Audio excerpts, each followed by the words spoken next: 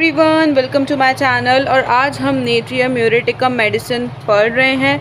Natrium muriaticum medicine या natrium mur जिसे कहते हैं, तो ये NaCl से बनती है। तो NaCl जो हम कॉमन सॉल्ट खाते हैं उसमें उसका मेन कंपोनेंट NaCl होता है। तो इसका कॉमन नेम जो होता है वो कॉमन सॉल्ट ही होता है। और ये तीनों मियाज़्म को कवर करती है, सोरा, सिफिलिटिक और साइकोटिक। तीनों मियाज़्म कवर करती है। लेफ़्ट साइड मेडिसिन है। ये इंपॉर्टेंट पॉइंट्स आप नोट डाउन कर लीजिएगा। और इसके प्रूवर डॉक्टर हैनीमैन सर थे। ये बहुत इंपॉर्टेंट है, ध्यान रखनी है। देन ये जो हम देख रहे हैं ना मेडिसिन नेट्रियम म्यूर, ये पर्सन को एलिमेंट्स आने वाले हैं वो जनरली इसको मेंटल जो इमोशंस हैं, इमोशंस के कारण इसको एलिमेंट्स आने वाले हैं। तो पूरी मेडिसिन में हम देखने वाले हैं कि जो पर्सन है वो बहुत ज़्यादा इमोशनल व्यक्ति है और उसको इमोशंस के कारण एलिमेंट्स आएंगे। तो कॉन्स्टिट्यूशन देख लेते हैं कि पर्सन का मेकअप कैसा है।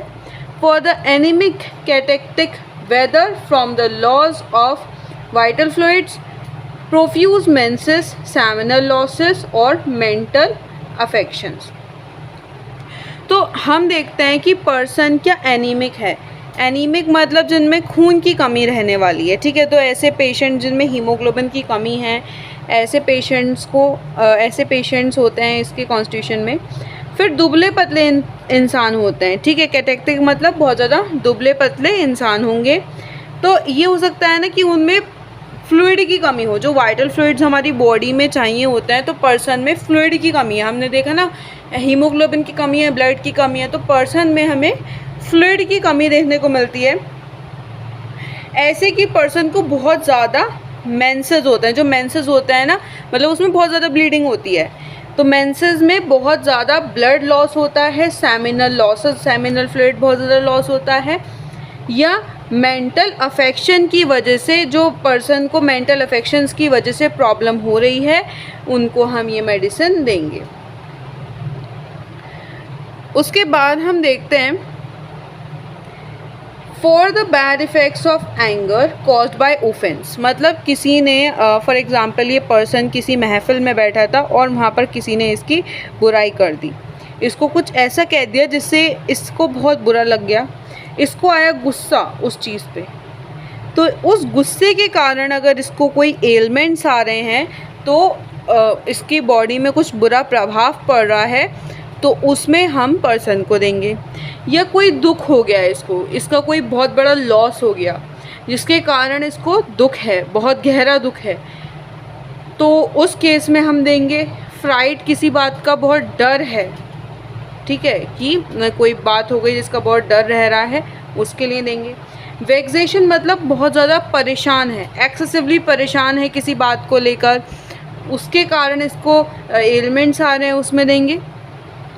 मॉर्टिफिकेशन, इसकी इंसल्ट कर दी, भरी सभा में इसकी इंसल्ट कर दी, बेइज्जती कर दी। जैसे 4-5 लोग बैठे थे, अच्छे खासे लोग बैठे थे, वहाँ पर इसको किसी ने कुछ उल्टा सीधा बोल दिया या इसकी इंसल्ट कर दी कि तुम तो भाई ऐसे हो, तुमसे ये नहीं होता, वो नहीं होता, तुम तो नाकारा हो, इस तरीके से बेइज्जती कर दी। तो उस केस में क्या हम ये मेडिसिन देख सकते हैं। और रिजर्व डिस्प्लेजर, तो रिजर्व डिस्प्लेजर का मतलब होता है, एक होता है ऐसी जो मेमोरीज़ होती है ना कि वो हमारे दिमाग में रह जाती हैं, है ना। ऐसी कुछ मेमोरीज जो हमारे दिमाग में रह जाती हैं और हम उनको भुलाने की कोशिश कर रहे होते हैं। ऐसी बुरी मेमोरीज जो हमारे दिमाग में रह गई। फॉर एग्ज़ाम्पल इस पर्सन को पास्ट में किसी ने कुछ कहा या इसके साथ कुछ ऐसी घटना हुई, कोई पर्सन इससे दूर हो गया, इसका ब्रेकअप हो गया है, कोई पर्सन दूर हो गया, किसी की डेथ हो गई, तो उस केस में क्या ये पर्सन वो मेमोरी या फिर किसी इसका क्लोज रिलेटिव का एक्सीडेंट हुआ, उसको ये बुलाना चाह रहा था, उसको ये बिल्कुल भूलना चाह रहा था, बट फिर भी इसको कभी भी वो चीज़ याद आ जाती है। तो ऐसे पर्सन के लिए हम ये मेडिसिन देते हैं। Irritability, child cross when spoken to. तो पर्सन में इरिटेबिलिटी देखने को मिलती है कि जब आप बच्चे से बात कर रहे हो, ठीक है, तो वो आपको चिड़चिड़ापन आपको देखने को मिलेगा। बच्चे में बात करोगे तो वो सीधा जवाब नहीं देगा, इरिटेबिलिटी देखने को मिलेगी। क्राइंग फ्रॉम स्लाइटेस्ट कॉज, तो ज़रा सी बातों पर बच्चे रो देते हैं। ऐसे बच्चे होते हैं ज़रा सा भी कुछ कह दिया तो रो जाएंगे। Gets into passion about trifles, तो छोटी छोटी बातों पे एकदम से चिड़चिड़े हो जाते हैं। ठीक है, फॉर एग्ज़ाम्पल ये रिमोट ढूंढ रहे हैं, इनको टीवी देखना है, मम्मी ने कहीं सही जगह पे उसको रख दिया है, बच्चे एकदम से क्या चिड़चिड़ापना दिखाने लगेंगे। ठीक है, चिड़चिड़े होने लगेंगे। तो उसमें ऐसे मतलब इस तरीके का हमें इरिटेबिलिटी देखने को मिलता है कि छोटी छोटी बात पे पर्सन इरिटेट होता है। स्पेशली व्हेन कंसोल्ड विद, अब इनको समझाना बहुत बड़ा गुनाह है। अगर आपने इनको समझाने की कोशिश करी, इनको सांत्वना देने की कोशिश करी कि कोई नहीं, चलो हो गया, अब तुम आगे ट्राई करना। फॉर एग्जांपल किसी पर्सन का नीट नहीं हुआ, आपने उससे बोला कोई बात नहीं, आप आगे दोबारा अटैम्प्ट दो, हो जाएगा। तो इनको सांत्वना पसंद नहीं है, इनको कंसोलेशन पसंद नहीं है। ये चिढ़ जाएंगे उस बात पे, एकदम से चिड़चिड़े हो जाएंगे, चिड़चिड़े होकर आपको कुछ बोल देंगे। तो ये पर्सन को क्या कंसोलेशन बिल्कुल भी पसंद नहीं है। पर्सन को कंसोलेशन एग्रेवेट करता है। Then awkward hasty drops things from nervous weakness, तो ये पर्सन क्या करता है, नर्वस वीकनेस के कारण या फिर मतलब ये पर्सन बहुत ज़्यादा ऑकवर्ड मूवमेंट शो करेगा। दूसरा, ये बहुत ज़्यादा आतुर होता है किसी भी चीज़ को लेके, ये बहुत ज़्यादा आतुर होता है किसी भी चीज़ को लेके। और जैसे चीज़ें हैं, गुस्से में कहो या इमोशंस की वजह से कहो, गुस्से में ये चीज़ें फेंकता है, या फिर उसे गलती से मतलब इसका ध्यान कहीं और है, इसका दिमाग कहीं और है, और उसके कारण इसके हाथ से चीज़ें बहुत फिसलती हैं। ठीक है, फेंकता भी है और चीज़ें भी बहुत ज़्यादा इसके हाथ से फिसलती हैं। मार्क डिस्पोजिशन टू वीक, अब ये पर्सन क्या है, इसमें आप देखोगे छोटी छोटी बात पे रोएगा, एकदम से रो देगा। सैड वीपिंग मूड, इसका मूड भी हमेशा रुआसा सा रहता है, रोने वाला रहता है। विदाउट कॉज, बिना किसी रीज़न के पर्सन का क्या रहता है कि बिना किसी रीज़न के रोने का मन करता रहता है। बिना कि कोई रीज़न नहीं है, कोई वजह नहीं है, आपने पूछा क्या हुआ, क्यों परेशान हो, पता नहीं, बस रोने का मन कर रहा है। But consolation from other increases her troubles, तो अगर आप कोई पर्सन उसको समझाने बैठा ना कि क्यों रो रहे हो, होता है ज़िंदगी में ऐसा, तो वो और भी ज़्यादा चिढ़ जाएगा। और उसको फॉर एग्जांपल कहीं पे एलिमेंट्स थे बॉडी में, कहीं पे पेन था, तो वो और बढ़ जाएगा। तो पेशेंट के जो ट्रबल्स हैं, फिज़िकल ट्रबल्स, वो मेंटली अगर आप उसको समझा रहे हो, ठीक है, कंसोल कर रहे हो, तो उसके बढ़ जाएंगे। तो उसके जो भी फिज़िकली ट्रबल थे, उसकी मेंटल प्रॉब्लम की वजह से वो बढ़ रहे हैं। ये बहुत इंपॉर्टेंट है। Dreams of robbers in the house, person को ये सपने आते हैं कि उसके घर में डकैत घुस गए, डाकू घुस गए। And on walking will not believe to the contrary until search is made, फिर क्या करेगा वो, पर उस पर फिर मतलब वो जागेगा। ठीक है, उसको लगेगा रॉबर्स उसके घर में घुस गए, ऐसे ड्रीम्स आएंगे, फिर वो जागेगा और खोजेगा कि कहीं सच में रॉबर्स आ तो नहीं गए हैं। ठीक है, अब बर्निंग ट्रस्ट, अब इसको रात में सपनों में क्या बहुत ज़्यादा प्यास लग रही होती है सपनों में कि इसको पानी चाहिए पानी चाहिए, तो इसको प्यास वाले सपने आते हैं। फिर हमें ग्रेट इमेसिएशन देखने को मिलता है। Losing flash while living well, मतलब ये पर्सन ये मतलब कि अच्छा खा पी रहा है पर्सन। ठीक है, तो पर्सन बहुत अच्छा खा पी रहा है, फिर भी पर्सन में पतलापन देखने को मिलता है, पर्सन बहुत ज़्यादा पतला दुबला है। Throat and neck of children emaciate rapidly during summer complaint, अब क्या होता है, पर्सन को गर्मी के मौसम में कोई कंप्लेंट आ रही है, तो हम देखेंगे जो पर्सन का गला है या नेक है वो बहुत पतला होता है, पतला हो जाता है। और समर की कंप्लेंट्स, अगर उसको गर्मी के मौसम में कोई कंप्लेंट आ रही है तो आप उसका थ्रोट नोटिस करोगे, नेक नोटिस करोगे, तो बच्चों का जो नेक थ्रोट है वो बहुत हिस्सा पतला होगा। Great liability to take cold, तो पर्सन को ठंड एकदम लग जाती है। क्रेविंग फॉर सॉल्ट, नमक खाने का मन करेगा। जैसे वाइवा वगैरह में क्वेश्चन आते हैं ना, तो वाइवा वगैरह में आपसे नेट्रियम म्यूर का पूछ लिया जाता है, डिज़ायर पूछ ली जाती है कि नेट्रियम म्यूर को किस चीज़ की डिज़ायर होती है, तो बहुत आसान है, नेट्रियम म्यूर सॉल्ट से बनती है, पेशेंट को सॉल्ट की डिज़ायर रहती है। और ग्रेट अवर्जन टू ब्रेड, मतलब ब्रेड खाना पसंद नहीं है, या कहो हमारा इंडियन ब्रेड रोटी है, तो रोटी खाना भी पर्सन को पसंद नहीं है, सॉल्ट खाना पसंद है। और हम कलकेरिया कार्ब में क्या देखते हैं, कलकेरिया कार्ब में हम देखते हैं कि पर्सन को, देखो कलकेरिया कार्ब में भी सॉल्ट और इनडाइजेस्टेबल चीज़ों की क्रेविंग होती है, उसमें एग्स की भी बहुत क्रेविंग होती है, यहाँ पर सॉल्ट की बहुत क्रेविंग है। For the bad effects of acid food, bread, quinine, excessive use of salt, देखो पर्सन को बहुत ज़्यादा मतलब किस चीज़ की वजह से बुरे इफ़ेक्ट आ रहे हैं कि पर्सन ने एसिड फूड खा लिया, ऐसे फूड जिसमें कि एसिड पाया जाता है, ठीक है।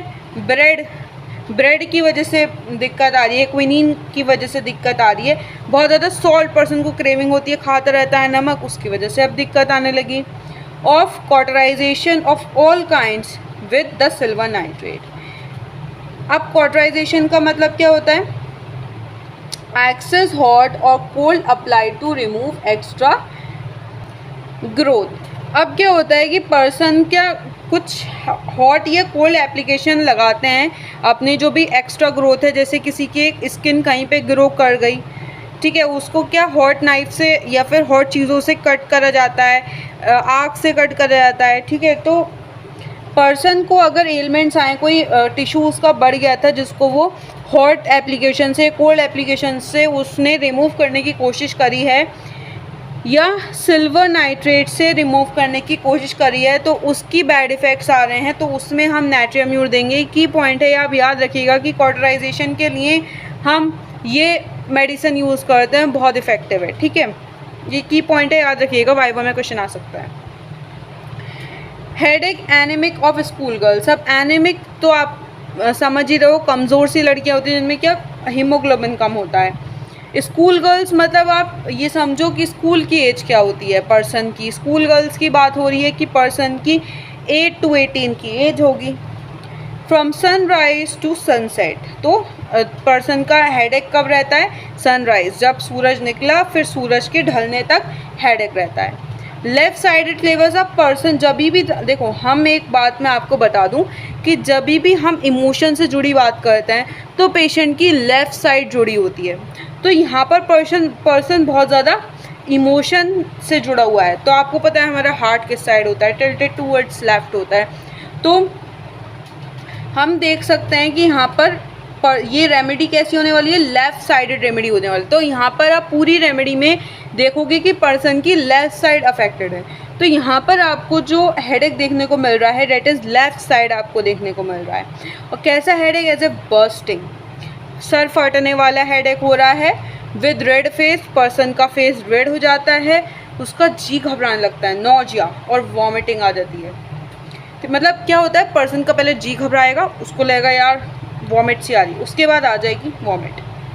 ड्यूरिंग एंड आफ्टर मेंसेस, अब पर्सन को हेडेक कब रहता है, जब मेनली जब उसका मेंसेस चल रहा होता है या फिर मेंसेस के बाद पर्सन को हेडेक की कंप्लेन होती है। एज दो 1000 little hammers were knocking in the brain during the fever.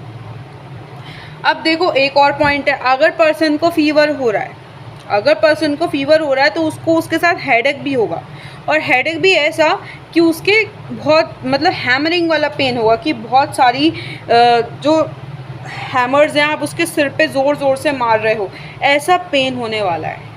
और उसको पसीने से क्या मिलेगा, उसको पसीने से आराम मिलेगा। हेडेक बिगिनिंग विद ब्लाइंडनेस, अब पर ये बहुत इंपॉर्टेंट पॉइंट है, ये आपको ध्यान रखना है। अब क्या होता है कि हेडेक बिगिनिंग विद ब्लाइंडनेस में पर्सन को ऐसा लगता है आंखों के सामने उसके अंधेरा छा जाता है, जब सिर में दर्द होता है आंखों के सामने अंधेरा छाने लगता है। With zigzag dazzling light lightning in eyes, और उसको क्या उसकी आंखें चौंधियाने लगती हैं, ठीक है, एक लाइटनिंग सी उसकी आंखों के सामने रन करती है। अशरिंग इन अ थ्रॉबिंग हेडेक, फिर उसको थ्रॉबिंग हेडेक होता है। फ्रॉम आई स्ट्रेन, और ऐसा लगता है कि आंखें बहुत भारी हो रही हैं, है ना, आंखें बहुत ज़्यादा भारी हो रही हैं। The hair fall out when touch, और पर्सन के क्या हेयर जो हैं आप उसको टच करोगे तो वो फॉल करेंगे। इन नर्सिंग वुमेन, ऐसी महिलाएं जो अभी जो नर्सिंग वुमेन है मतलब जो अपने चाइल्ड को, अपने बेबी को फीड करा रही हैं, उनमें हमें ख़ास तौर से देखने को मिलेगा कि उनका हेयर फॉल बहुत हो रहा है। फेस उनका ऑयली रहता है, शाइनी रहता है, जैसे कि ग्रीस स्टोव, इतना ज़्यादा ऑयली शाइनी रहता है। उसके बाद हेयर फॉल आउट, ये तो मैंने पढ़ लिया।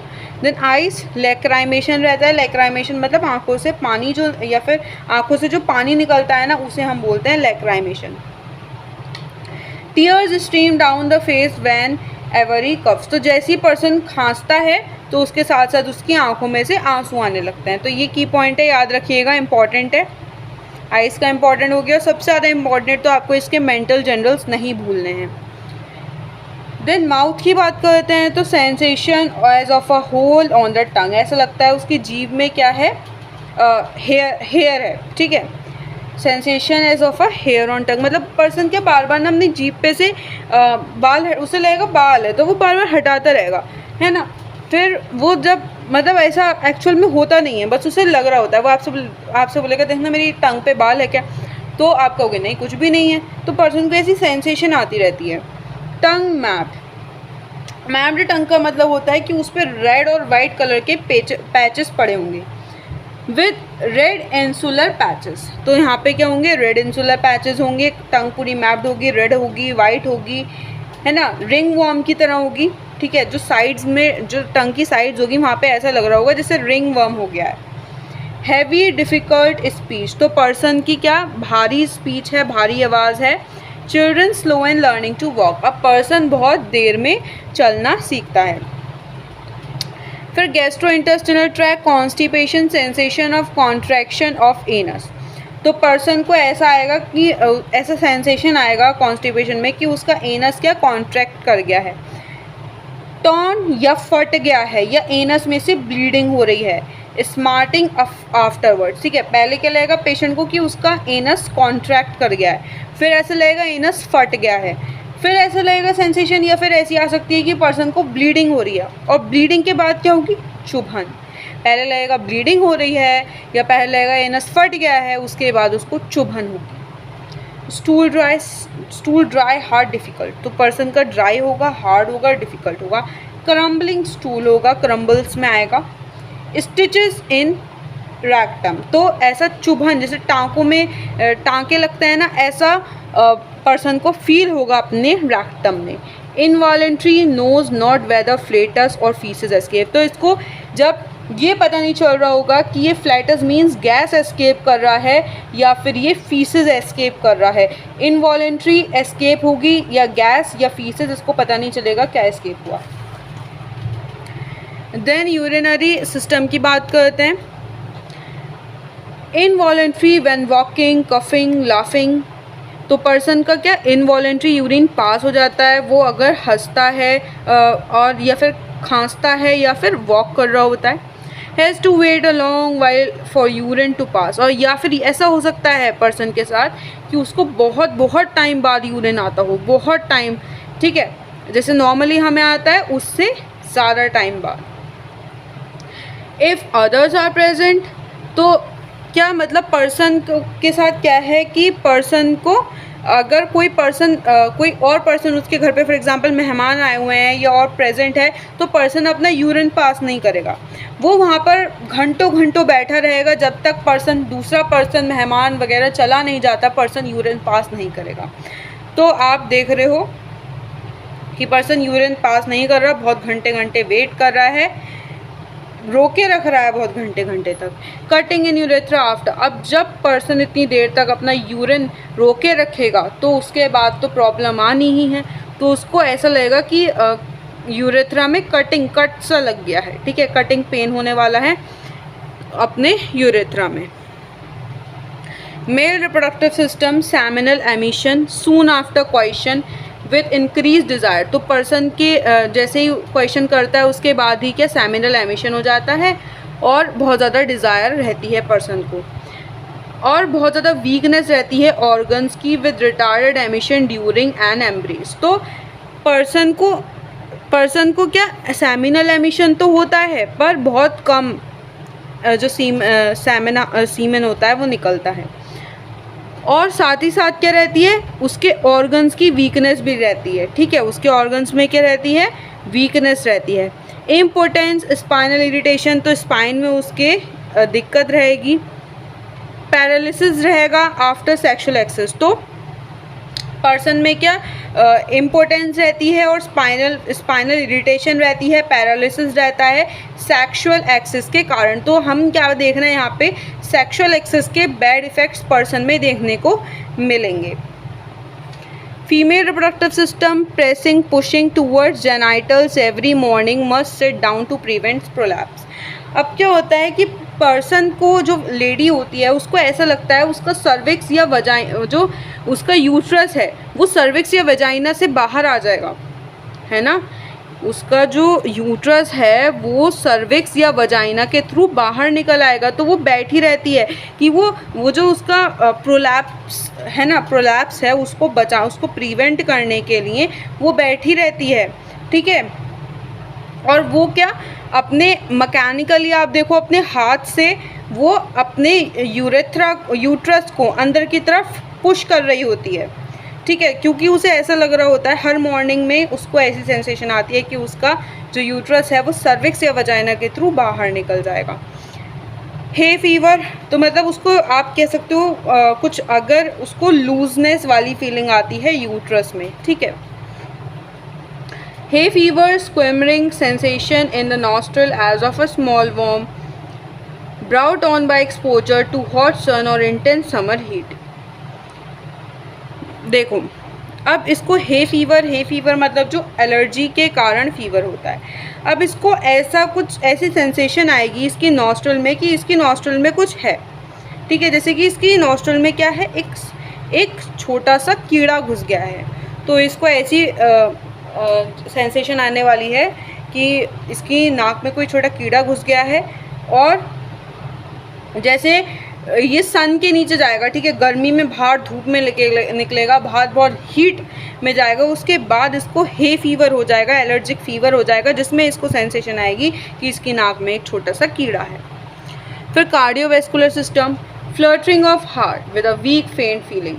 तो आपको यहाँ पे हार्ट की फ्लटरिंग की इसको सेंसेशन आने वाली है, इसको बहुत ज़्यादा कमज़ोरी महसूस होने वाली है, इसको चक्कर से आएंगे एंड और इंक्रीज़ बाय लाइंग डाउन। अगर ये लेट रहा है ना, तो इसकी हार्ट की फ्लटरिंग भी बढ़ जाएगी और साथ साथ इसकी जो चक्कर थे वो भी बढ़ जाएंगे। या आपको जो इसको कमज़ोरी थी ना कि बहुत ज़्यादा थकान और कमज़ोरी लग रही थी, वीक फेंट, वो बढ़ जाएगी।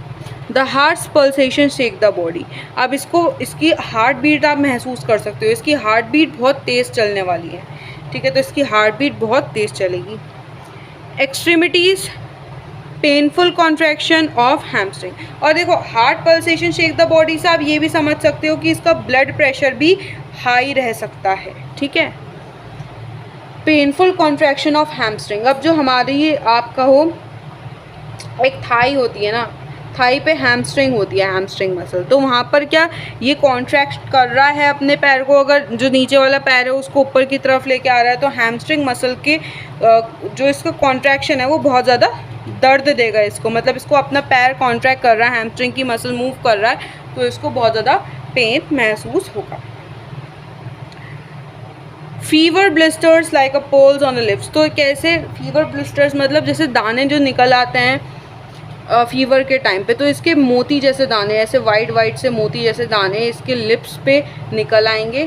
लिप्स ड्राई रहेंगे, जिनमें दर्द होगा, क्रैक्ड होंगे, अल्सरेटेड होंगे, लिप्स पे भी छाले निकल रहे होंगे। इंटरमिटेंट रुक के फीवर आएगा, पैरोक्सिम एट 10 और 11 AM। तो सुबह 10 से 11 बजे क्या इसकी बॉडी में बहुत ज़्यादा हीट रहने वाली है, ठीक है, तो 10 से 11 बजे इसका फीवर चढ़ेगा। Old chronic badly treated cases. अब ऐसे जो इंटरमिटेंट फीवर, कुछ लोग ऐसे होते हैं ना जिनको रुक के बार बहुत टाइम से, लंबे टाइम से बुखार आ रहा होता है, तो ऐसे बिगड़े हुए केसेस, ठीक है, बुखार के, इंटरमिटेंट फीवर के बिगड़े हुए केसेस, स्पेशली अगर वो सप्रेशन बाय क्विनीन की सप्रेशन से हुए हैं, या हेडेक की सप्रेशन की वजह से हुए हैं, या जहाँ पे देखते हो कि पर्सन बेहोश हो जाता है, ऐसे रुक के फीवर आता है कि पर्सन बेहोश हो जाता है, उसको और ठंड भी लग रही होती है और हीट भी उसकी बॉडी से निकल रही होती है, मतलब हीट तो निकल रही है बॉडी से, साथ साथ उसको ठंड लग रही है, तो ऐसे केसेस में हम नेट्रियम्यूर प्रेफर करते हैं। और देखो उसकी दिक्कत किस चीज़ से बढ़ रही है? तो उसकी दिक्कत, जो उसके पेन्स हैं वो स्वेट, पसीना बहाने से बढ़ रहे हैं। हैंग नेल्स हम देखते हैं, skin around the nails dry and crack. जो स्किन रहती है ना नेल्स के आसपास की, वो सूखी रहती है, क्रैक रहती है। Herpes about anus. Hang nails के साथ साथ आप ये देख सकते हो कि पर्सन में एनस के अराउंड क्या हो जाएंगे, हर्पिस हो जाएंगे। हर्पिस एक आप देखते हो ना, फोड़े से टाइप के हो जाते हैं एनस के अराउंड वो। And on the border of the hair at the nape of neck. अब क्या होगा कि हमारे जो हेयर्स होते हैं, ठीक है, उनके बॉर्डर पे आप गर्दन की साइड देखते हो ना, तो गर्दन की साइड जहाँ हेयर एंड करते हैं, तो उसके बॉर्डर पे आप देखोगे कि पर्सन को हर्पिस इन्फेक्शन हो जाएगा, ठीक है। साथ साथ हैंग नेल्स भी रहेंगे। फिर words on palms of hand. तो जो पाम्स होती हैं जनरली यहाँ पर, तो आप देखते हो ना वर्ड्स मतलब मस्से टाइप के हो जाएंगे यहाँ पे।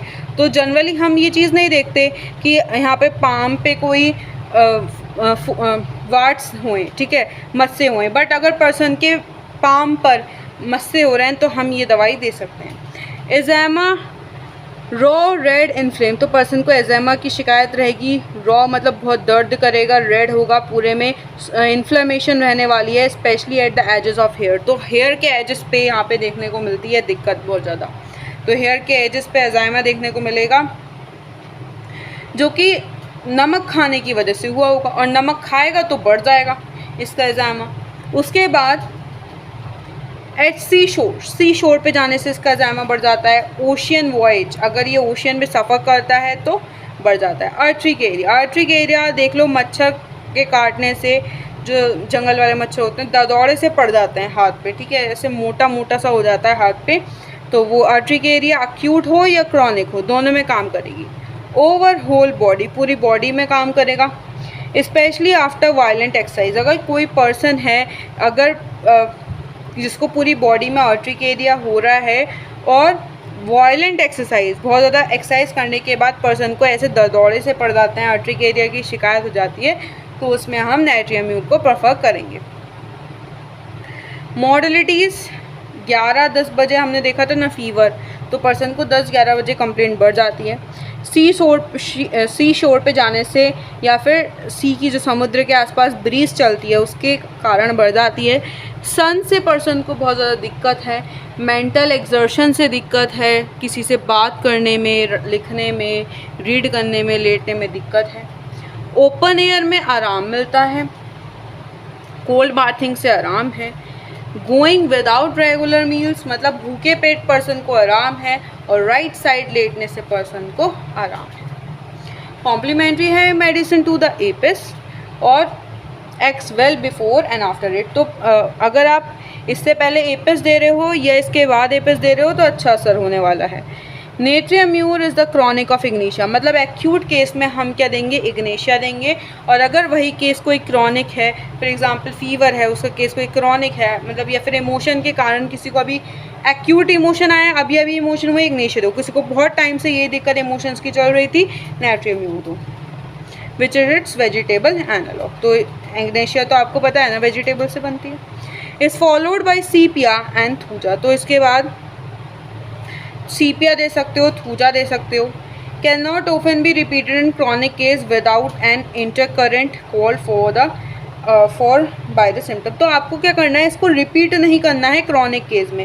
जब तक आपको, जैसे आपको लगे ना कि आपको लग रहा है, अगर आपको लग रहा है कि यार सिम्टम नाइट्रियम म्यूर के हैं तब तो दे दो, अदरवाइज इसको आपको क्रॉनिक केस में रिपीट नहीं करना है। Should never be given during fever paroxysm, जब फीवर चल रहा हो, मतलब जब बॉडी बहुत हीट अप होती है उस टाइम पे नाइट्रियम म्यूर को कभी नहीं देना चाहिए। If vertigo and headache be very persistent, अगर बहुत ज़्यादा देर तक रहता है, वर्टाइगो या हेडेक रहता है, या प्रोस्टेशन मीन्स वीकनेस रहती है बहुत लंबे टाइम तक, तो नाइट्रियम म्यूर के बाद नक्स दो, ठीक है। तो ये थी आपकी natrium mur. I hope you like the video. Don't forget to like, subscribe and share my channel. Thank you.